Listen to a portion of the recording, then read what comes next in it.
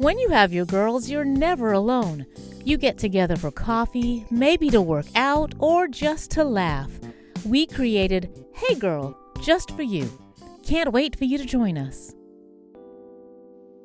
Hey, everybody. Welcome to Hey Girl. I'm your girl, Kim with an E, and this is episode 73. Now, if you're joining us for the first time, I want to let you know that Hey Girl is a safe space where you can share your experiences and be affirmed. Let's face it, life can be complex and sometimes overwhelming. That's why we believe in the power of conversation, because knowing you're not alone is what helps you get through. So I'm glad you're here with us today. Come on in, leave me a message in the comments and say hello.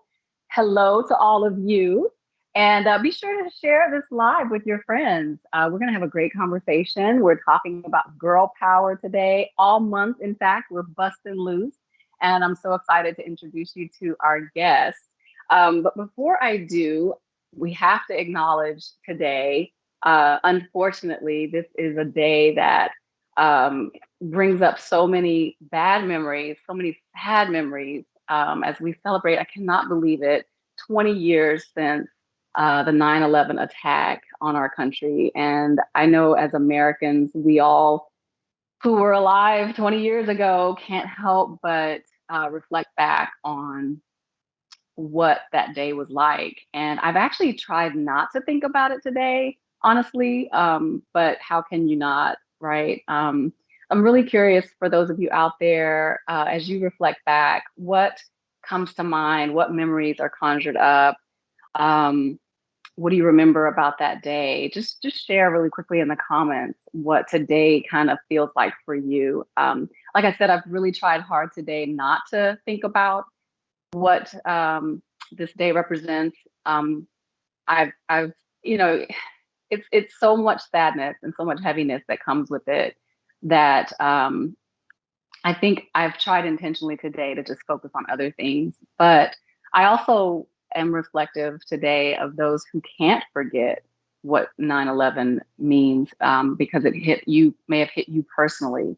And so I'm also, while I'm trying to be happy today and think about happy things, I'm also sensitive to the fact that there are some of you out there who are probably hurting in particular today as you reflect back on the losses that you may have experienced as a result of 9/11. So just want to acknowledge you and let you all know that you are in our thoughts and prayers today as you reflect on the significance of this day in our own country's very painful history. Um, so yes, share with me in the comments what today conjures up for you in terms of memories, what comes to mind, and how you work through that. You know, we talk a lot on this show about processing pain and difficulties, and you know, the first step is just acknowledging it, just admitting that it's there, that it hurts, and that really kind of starts the process for healing. And so. We'll work through it together. We'll work through it together. But I do want to also shift our focus to some positive things that we have today to think about. Of course, we have each other, and one thing that we can be thankful for is friendships and loved ones that are in our lives that help us get through difficult times, such as what today represents. And you know, like I said, we're talking about girl power. Want to remind you about the Hey Girl store. We are definitely pushing our products, which are about positivity. And I'm drinking from my Hey Girl mug today because it definitely makes me feel happy. Um, and you know, as I said, our focus this whole month has will be on women in STEM. And you know, STEM is not my area. Uh-oh, sorry about that. So yes, share with me in the comments. Okay, let me see if I can get my life together over here. Okay, here we go. Hey guys, I see you out there. Glad you're joining us. Hey Lisa, good to see you.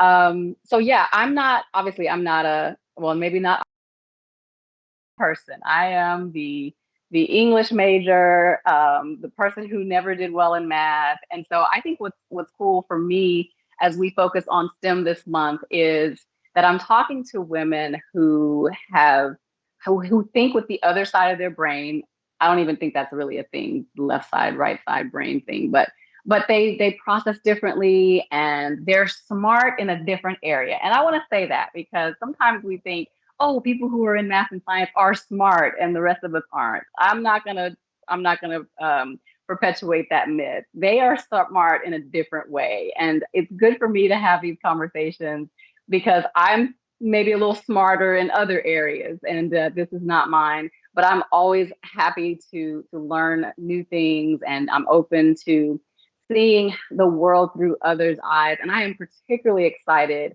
when I see girls and women who are demonstrating abilities and skills in areas that they typically have been assumed to not be able to excel in. And so that's what's cool for me about this month's lineup of guests. And I hope that you guys will share today's live and spread the word that we're promoting positivity and girl power as we are busting loose this month, breaking down barriers, busting up the myths, all of that. So I want to introduce you to our guest for today, who is an example of that very thing. And she's proving true that girls can do anything. Mercedes Goodson is a 4.0 second year PhD candidate at Alabama A&M University. She is pursuing a degree in applied physics with a concentration in materials science. Her current research focuses on the electrical and optical characteristics of polymer thin films for advanced sensor applications. She received her Bachelor of Science in Mathematics from Oakwood University and her Master of Science in Applied Physics with a concentration in Materials Science from A&M University. Mersy is currently working as a data scientist intern with DTE Energy Company to support the Department of Operations. She mentors with the Win for STEM program at Oakwood University and the Makers program at A&M. In her spare time, she likes to read and travel, pre-COVID, of course. She's a plant and dog mom, and she has a podcast, The Dissertation with Mersy, that she'll be releasing soon. So help me welcome my guest for today, Mersy Goodson. Welcome. How are you? Hi, I'm well. How are you? Good. Welcome to My Hey heart's beating Girl. kind of You're not nervous, are you? a little bit. Oh, no, no, no. Don't be nervous. It's just the two of us. We're just having a conversation. Well, Lisa's out there too. She says hello.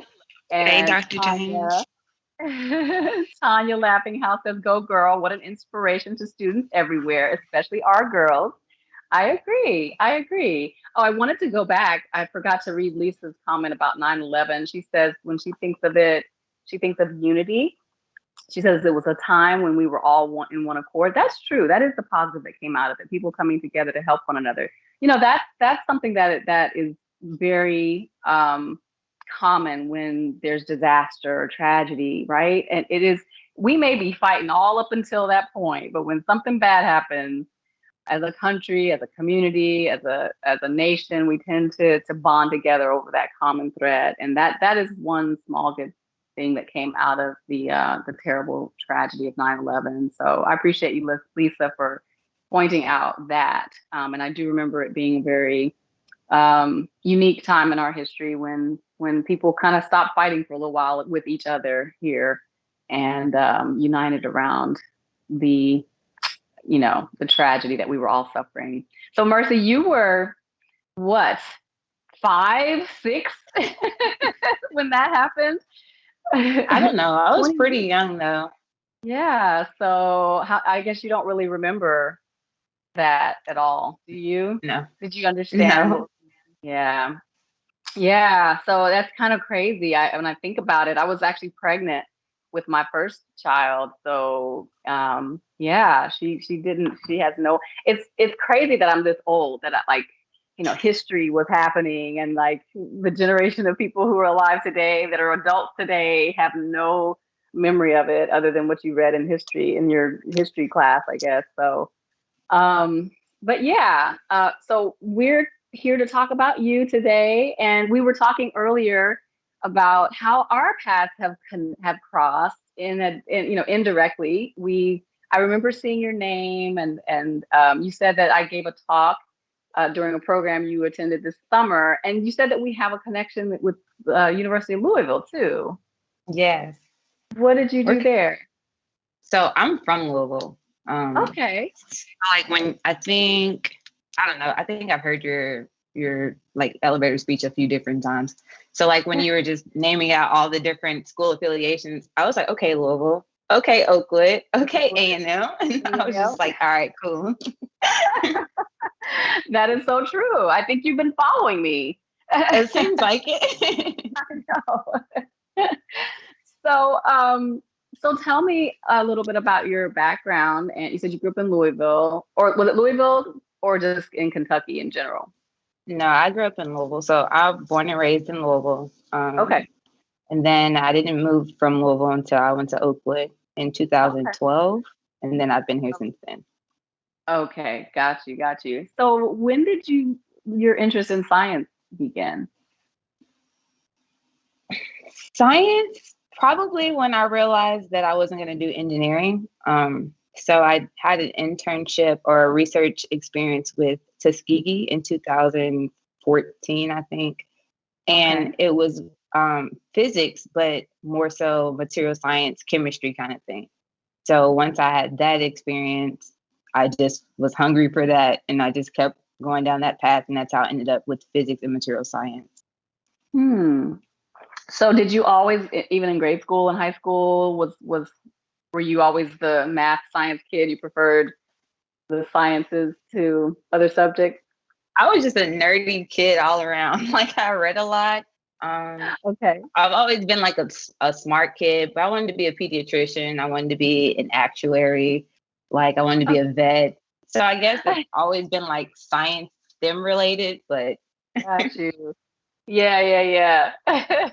So, can you explain to us in layman's terms what you currently are working on? So, you've now moved into the area of physics. I mean, you're just getting deeper and deeper into this thing. And sure. so, tell So me a little bit, yeah, what you're working on.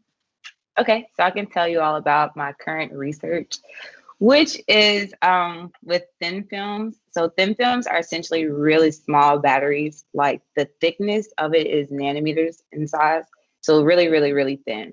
I tell kids when I speak to them, if you put like a layer of glue on your skin and then you pull it off, like it's about that thin.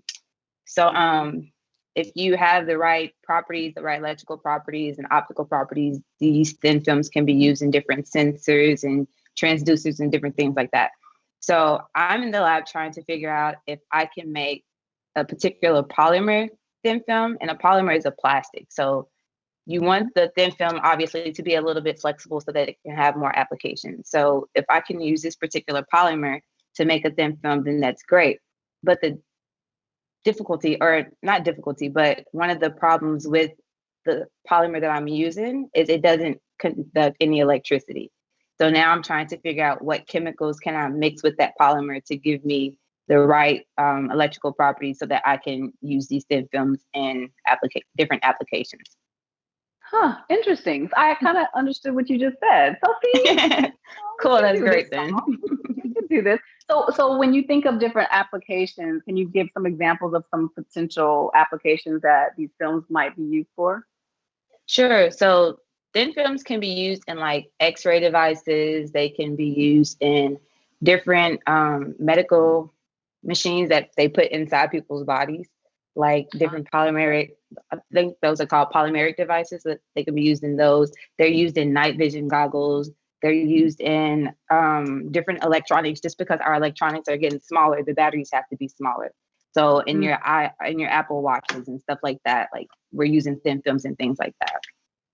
Okay, that is so cool. I love that. So, is there a particular use or a particular problem that you're trying to solve? You said that the films that you're currently working with aren't able to conduct electricity or something. So, like, is there something like usually you're doing research to solve a problem? So, do you see like a specific thing that you're trying to do this that solve or in order to do something that maybe is not currently possible? Yeah. So I guess the long title of my dissertation would be I'm trying to find the ferroelectricity in these polymers for advanced sensor applications. So that direct application is the advanced sensor application, but so in long term, that's what it would be for. But specifically right now, my polymer makes really brittle films. The polymer is really brittle. So I'm using polystyrene. I'm trying to like figure out how to explain it without going too technical, but I'm using polystyrene. So polystyrene is in styrofoam cups. So as you know, styrofoam cups are pretty brittle. So when I'm making film, sometimes they can come out kind of brittle. And that's the problem with just using polystyrene by itself. So once I start putting different chemicals and different what we call dopants into the polymer matrix, then hopefully I can get something that's a little more flexible, but then also produces those electrical properties so that we can do more research with that polystyrene and whatever chemical. And then we can then use that for the advanced sensors or transistors and different things like that. Right. Does that make sense? That does make sense. Very good. Okay. That's a little test for you. See, it's not enough to know, right? You have to also be able to explain. So, right. Good job. Good practice. Exactly. So you said that you were a nerd growing up. Were you ever, did you ever have difficulty with friendships and did the cool kids sort of cast you off because you were too nerdy when you were a kid? Did you have those kind of experience, or were you a cool nerd growing up and still had lots of friends? I like to think I was a cool nerd. I mean, like I did the band thing, but I went to school where the marching band was pretty popular. So I didn't have that. I've been able to, play River in the Bank with both with both the nerd crowd and the popular crowd. That's good. I mean that's true skill, right? Because sometimes because most of us can't. Yeah, not everybody can do it. Not everybody can do it. And so what about, being a girl in a scientific field of study? Did you ever experience times when you were sort of underestimated as far as what you were able to do? Did you ever feel as though you were kind of looked over maybe because you were a girl? Yes. And the odd thing about it is you would think that it would be more so in industry, but it's happened like in my classes. So I have, I'd say 2 classmates that I take most of my classes with. One's a female and one's a guy. So like we can all be in the same class and the professor will ask a question and I'll answer the question. Then he'll ask the question again and I'm like, I'll answer the question again. So then he'll ask the question again. And so I'll look at my guy friend and I'll be like, say it. So then he'll say the same answer that I just said, and then we can move on after he said it. So like that's when it first started like coming to my attention. And then my female friend, she wanted to work in his lab. And he was like, but you're a mom, you don't have time to do that and stuff like that. So yeah, I've seen it. Yeah, at school. Yeah. So how do you handle it when that happens? Do you just go past it or does it bother you? I'm kind of cocky. So like if you feel like I can't do it, or if you feel like if you feel that type of way, I'm gonna show you that, you're wrong. You don't know who I am. And thanks for trying to put me in a box, because now I'm about to bust your box open. I love it. Bust them loose. I told you that's what it's all about. That's good, because some people are defeated by that sort of disregard. They think, oh, right. well, I'll just give up. So absolutely, I love that attitude of, oh, okay, you don't believe me, I'm going to show you, because that's what you have to do. Yeah. So I see some comments in that have come across. Let's see what everybody's saying.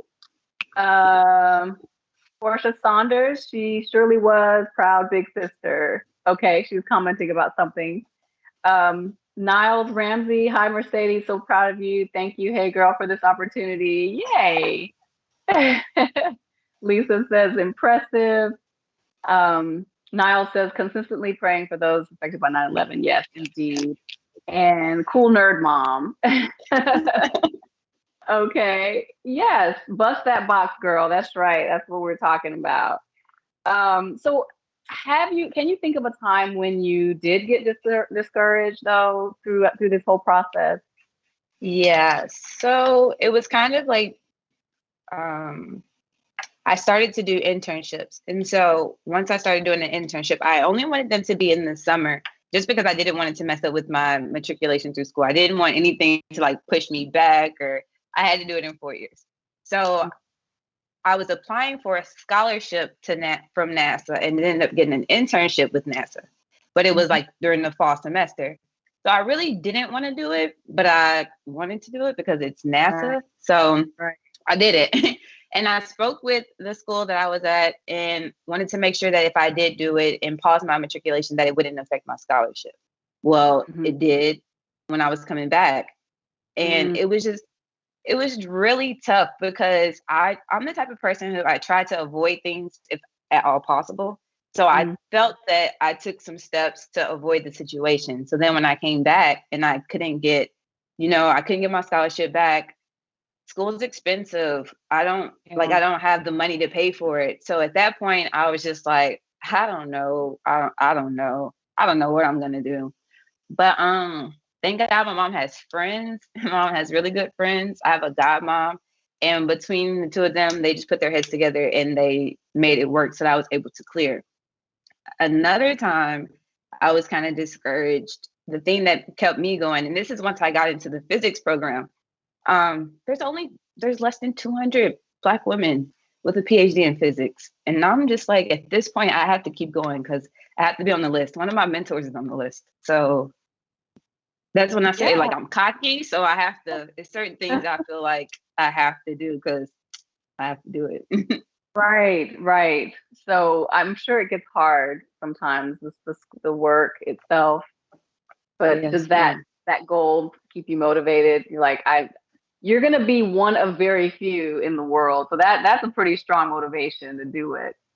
But it can And I'll also be on be, the list. yeah, it can also be intimidating though, I imagine. It might put some pressure on you, like, okay, but if you don't, like what happens if I don't? You know what I mean? Like it can be Y- motivating, but it also can be debilitating, I imagine. Yes, yes, Yeah. yes. Yeah. But you also are, in addition to striving for your own success and to reach your own goals, you're also working as a mentor to help others do the same. Can you talk a little bit about some of the mentoring you've been doing? Yes. So I'm actually super stoked about mentoring because it's something new for me, but also I feel as though when I came down here to Huntsville, there were a lot of people who were like, I'll look out for you. If you have any questions, if you need anything, reach out to me and all of that. And I never heard from many of those people. So like Hmm. I don't one, I don't like it. And two, like people really like when we come down here and we have no idea because it's the first time we've ever been on our own outside of our mom's houses and all that. When we don't know, like it's really tough for people to tell us that and then never show up. So I'm trying to be, the change that I want to see and like actually be the support that I didn't have when I was coming through school. So I'm Mm-hmm. excited. Yeah. So you're working with Win for STEM. And so what does that involve? Are you like one-on-one matched up with the kids that are coming through, or what do you have to do in your role with the Win for STEM? Yeah, so with Win for STEM, I work with two females. Um, they're both biology majors, so it's going to be pretty interesting just to get their perspective because I didn't take biology. I took life sciences, so I didn't have to take biology. But Hmm. and then they're both from here, so I'm pretty interested to see like their perspective and just I'm kind of nervous at the same time because I remember being in their shoes and having someone who's older than me, like, oh, I'm here as your mentor, and you can talk about anything. And I'm like, lady, I don't know you, so I'm kind of like in that spot as well, even though I'm not that old. Right. Yeah. So it's a little awkward at first, Right. establishing those connections. So I guess, but it hasn't been that long since you were in their shoes. So you just kind of think about what would have worked with you, and Exactly. yeah. Exactly. Yeah. Tanya says, you must know Dr. Sheila Nash Stevenson. She is the first physics PhD in Alabama and Tanya's coworker. Do you know Sheila Nash Stevenson? I've heard of her. I don't know her, but Okay. I'm pretty sure she's great. Like Dr. Hadia Green, that went to A&M and got her PhD there. One of my mentors, Dr. Ruth Jones, she got her PhD in physics there as well. She's probably on the list. I know Dr. Ruth is on the list. She's like 30 something. So when you talk about the list, what is the list? Just the list of Black, yes, ma'am, all the Black ladies with PhDs. So is it based on when they got it? Like in terms of the timeline, you say the list is based on like who got it first, second, third, that sort of thing? Yeah, well, I think so, kind of in chronological order, but then also you have to apply to be on the list or, register to be on the list. Okay. So I guess if someone did it before you, it might be. Okay, so it's more so based on when you registered to be on the list rather than when you got your PhD. Yes. Got you. Okay. Yeah. I don't know about the list, so I'm just trying to understand. I wish I knew the website. I should remember the website, but I don't remember it right now. It's a website. Got you. Okay. Well, we can post it later. We can find it. Lisa's telling us Women's Initiative for STEM is the acronym WIN that we're speaking of at Oakwood. And of course, Lisa James is the one heading that up. So it's a great, great program. I'm so happy they're doing that. And then I'm interested in knowing about the Makers program at A&M. Talk a little bit about that. Sure. So the Makers program is actually cool. They have 2 grad students and they have 2 teams. So one team is creating this prototype for clean water and recyclable water. So they could use it in like third world countries. So if they have a shower, the water goes into some type of receptacle, goes through some type of filter, and then you can reuse it and use it like that. Then the other team is working on an app. And I believe the app is for students to produce productivity or to increase productivity. So, it may have some type of plugin where there's calming music or a calendar or an alarm and just different things like that so that you can schedule out your day and make sure that you're maximizing your hours. I'm working with the app team, and most of the kids in the Makers program are engineering majors. So it's always cool because I'm physics, so I'm the one actively in the lab doing the calculations and things like that. And I'm math, but then the engineers are the ones that actually put the applications into effect. So I get to see that ending concept as well. So I'm pretty stoked about the Makers program as well.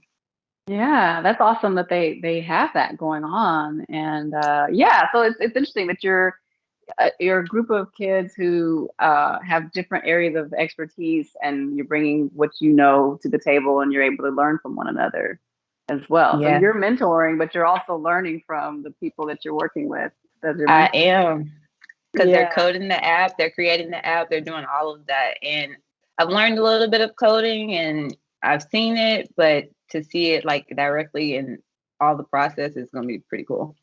Yeah, I can imagine. So what do you enjoy most about mentoring or working with others in the field?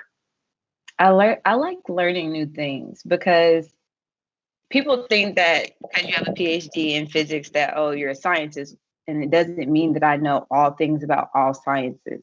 There are so many different sciences. It really just means that I know a lot about these thin films that I'm making in my lab every day. So to have like that other, I guess like outside experience and get to see different sciences and get to see different applications, it's cool. And don't get me wrong, if I go into a lab, I'm going to be super stoked as well. So I like seeing something different than what I'm doing every day. I think that's such a good point that you made that everyone should hear, right? When you're a PhD in whatever area, that just means you know your area really, really well. Yeah. But the assumption is that you know all areas really, really well, and that's actually not true. But what is also true is that by the time you reach this level of education, you demonstrate and you understand the value of learning, right? So that's what you're exemplifying right there, is that, yeah, I know my stuff really well, but I'm really interested in learning other things too. And Yes, so, ma'am. it's about being in the habit of learning and developing the desire to be a learner. That is Right. really the accomplishment when you reach this level of education. And anyone can do that, right? I think people look at people like you and think, oh, only she can do that. I could never. But the reality is, it was Um, just a matter of the small steps that you take to lead up to where you are, and yeah. doing whatever it takes to glean from each experience. So that's great. And I think that the work that you're doing with these other groups is certainly adding to your knowledge base, which will probably benefit you in ways that you can't even imagine right now. Right. Right. And I look forward to it. I look forward to it for sure. So how much more time do you think you have in the program? I know it's the worst question in the world to ask a PhD student. It's like, oh my gosh, the pressure. But what do you anticipate is your timeline? So I'll be done in May 2022. And Okay. I'm done with my curriculum now. So because of COVID, it's really delaying my testing because my professors are not really wanting to go on campus, and I don't know. But it's delaying Yeah. on my research. So I have Yeah. to pass candidacy, which I'm about to begin studying for because that's at the end of October. And then once I'm done with that, I'll slowly be working on my dissertation and then I'll be done. Oh, the end is in sight. That's so exciting. You're Yes. coming Then down I'll to this. be back to you. Huh? I'll be back in your office, in the writing office, getting my That's dissertation right. together. As you're writing that dissertation, that's right. Come on over to the writing center. We'll help you out, help you get it together.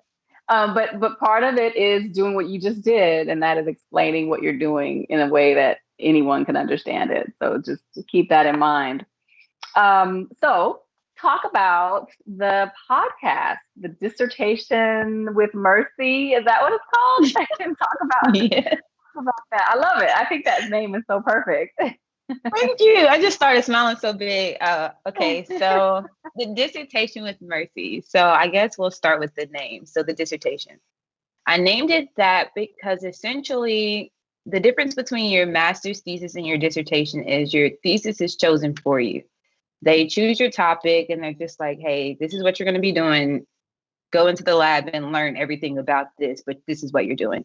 As opposed with your dissertation, it's like, okay, this is the lab that you're in. This is what I want you to use, but figure out what you want to do with it. But these are your tools. Mhm. So for my audience, I call us the first Jenners, which is just like first generation of those who have decided that, okay, this is what everybody has done in my family. And I don't think that that's going to work for me anymore because I don't think it's been working for them either. But they just continue doing it. And then that's what we get those generational curses. So first Mhm. Jenners are the ones who are just like, no, we're going to try something different. Mhm. And yeah, so we're just generating those conversations from different things that I wish I learned before now because I have friends who have kids and it's like we need to know these things as we're bringing up the next generation because then we're just going to keep repeating the same craziness. So like financial literacy and just like letting go and creating boundaries and things that sometimes seem really really simple, but Mhm. people don't know that they have options sometimes. So yeah. Mm. That sounds really good. So when are you going to release it? I am actually going to release the first episode next week, my teaser episode, and it will be on Apple Music and Spotify. So Okay. next Thursday, actually. So Okay. yeah. I'm going to put it on my calendar and I'm going to tune in. I'm looking forward to it. I think that's fantastic. I love the idea. I love the name, and I think it'll do a lot of good because the whole reason that we have Hey Girl is that we believe in the power of conversation. And if you can Right. have those kinds of conversations that get people talking about what we, reflecting basically on what we currently do, what we were brought up to do, and talk about what we might need to do differently, that can open up so many possibilities, and I think it's Right. so important to do that. So kudos to you. I will Thank be tuning you. in. And Lisa says, awesome. You picked up on something that many people don't learn in a lifetime. Yeah, you seem to have something up there beyond your years. Thank you. So what are your plans for the future? You're coming down to the end of this program. What's next for you? Oh man. I don't know. So with physics, I'm really trying to narrow it down. But with physics, the I have my first degree or my bachelor's in math and then physics and physics PhD. So I can do so many different things. So I'm currently trying to narrow it down, which is why it kind of sounds weird that I'm doing data analysis for a, an electric company. But I just wanted to get experience with different things and go back to my math a little bit. And they use Python and different coding. So I just wanted to experience it to see if I liked it. So now Mhm. I'm just like really applying to everywhere. If they have like a good location and it comes through my pipeline or whatever, I just apply. I love research. So I'm leaning more towards research. But if you had asked me a few years ago, I could tell you exactly what I wanted to do. But now sometimes I'll watch forensic files and they're running the same test that I run in my lab. And I'm like, ooh, I could do that. Like, so I don't You're like, I don't know. know. You're a kid in a candy store. It's like you can't decide. Exactly. So if something just like falls into my lap and it looks great, I could be like, okay, cool, I can do this and then Right. experience that and maybe try something different because tomorrow I may wake up and I want to start a business. I don't know. Yeah. I don't know. World is your oyster. Yeah. Yeah. I mean, you'll have plenty of things to choose from, and so I'm sure you'll do well at whatever you choose. Um, so before I let you go, I want to ask one last question, and that is, what advice would you give to a freshman thinking about a math or science major? Use your resources. I'm super introvert, which I don't know if it translates through the camera or not, but I'm really introvert. And like even this is new for me. So like when we first started, my stomach was in knots. Like I just get so nervous. But the thing Oh, is, now in hindsight, I wish that I did do more things. And then I just realized how networking is important because like Dr. James has plugged me so many times this semester. And that's just because I probably harassed her when I was in Oakwood, just like trying to get like either help or a connection or a recommendation or something from her. But like when you start networking and you start using those people, it always comes back. Like it always comes back. So just like don't be afraid. Don't be afraid to ask for help because you don't know what you don't know. And sometimes in class, you think that you're asking too many questions, but everybody has the same questions. They're just too afraid yeah. to ask them. So ask your questions. Oh man. Yes. I hope everybody heard that because that is so true. Do not be afraid to ask. And Yeah. that could be the very thing that you need in order to get to the next step or the next level. hmm Like I don't even care about asking questions anymore in class. Like I may mention it. I'm like, yeah, I'm probably gonna get on their nerves, but I need to know because I'm gonna have to pass the test, and somebody might ask me about it in the interview. So I'm gonna ask questions and figure out what's going on. That's right. You've got it. That is the key. And I hope that you share that wisdom with the students that you mentor. When you get on your podcast and talk about the things you wish you had done differently, make sure that message goes out. And you're going to be able to reach that population that really needs to hear that right now. And I think so often young people are concerned more about their image and what people might think of them than the end goal, which is to achieve and to progress. And so they hmm don't realize that by not asking those questions, they're actually holding themselves back from doing what they need to do. So Right. it's just about keeping your eyes on the prize. As your mom says, as Mercedes' mother, I'm tuning in with tears of joy right now. Aw, this segment was so amazing. Please continue to soar to both of you beautiful young ladies. Oh, how sweet. Oh, proud What a mama. crybaby. Stop it. Stop it. That's awesome. Well, this has been delightful. And as I said, keep doing what you're doing. Keep sharing your story. Keep sharing your message. And you just have no idea what one person may need to hear that you are able to reach. And just keep living your life with that attitude of, I got to get it done, I got to achieve, but I also need to make sure I'm sharing what I know with others. That's the key right there. Yes, So sir. Thank you for having me. it's been awesome having you here, and I'm going to keep up with your progress, and let's stay in touch. I mean, I guess you'll follow me to the next place wherever I go. I'll So see you. Yeah, I'll see you. Don't worry about it. one way or another. Well, thank you everyone for being here. Thank you guys for chiming in the comments and supporting and affirming Mersy for the good work that she is currently doing and that we know she will continue to do. And I want to go to our scripture now, which is one that is familiar to us, but it's in a different translation. I've discovered the Passion Translation, which is really, really nice.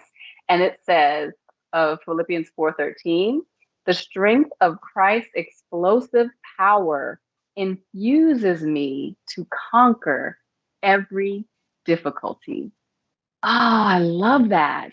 If we could just hold on to that truth, that the strength of Christ's explosive power is what allows us to do whatever it is we set our mind to, then we will know that nothing is too hard. Even for us who are girls, all you men out there, we can do it too. And the guests this month are proving it. And Mercedes is a young lady who absolutely proves it. Christ is working in her to do a good work in the world. And I'm so excited for what she has already done, but even more what she has yet to do. So let's keep an eye and ear out. Make sure you tune in to the dissertation with Mersy next week. And next week, be sure to join us as we have a friend of mine, Zaria Morel, who is a pediatric surgeon and awesome, like killing the game. Okay, I'm telling you, you don't want to miss it. Make sure you join us, and I will see you next time. Ladies, get ready, because we're busting loose, breaking free from those stereotypes that keep too many girls bound. You can't be an engineer, they say. Girls don't like math, and physics or chemistry? No way. Well, they're wrong. This month, we have a full roster of women in STEM who will show you how to break free from those tired old lines. Break free from the boredom. Join us next Saturday at 5 on Facebook Live.